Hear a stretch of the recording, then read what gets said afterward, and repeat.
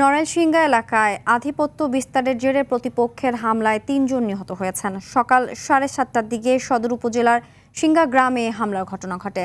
প্রাথমিকভাবে তাদের নাম পরিচয় জানা যায়নি। এদিকে বগুড়ার সারিয়াকান্দিতে মোবাইলে লুডো খেলা নিয়ে কিশোরদের দ্বন্দ্বের জেরে একজন কৃষক নিহত হয়েছেন।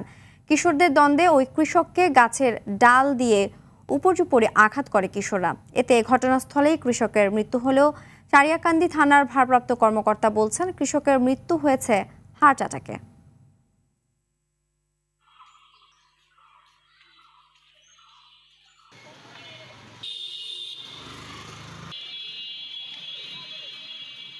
আমরা বিএমপির ভোট দিছি, বিএমপির সাথে করি, এজন্য এরা আমরা আক্রমণ করে আমাকে গুলি মারছে, বাড়ি ঘেরা করছে, এলে ভাঙছে, অমুরে জাংলা ভাঙছে, ওটি পাটকেল দিয়ে বাড়ি ঘর করছে, আমাকে ঢেকাইছে, আমাকে এটি চর মারছে। জায়গা ওরা যে আমার শুরু করছে ভাঙ্গে দেওয়ার জন্য চেষ্টা করছি।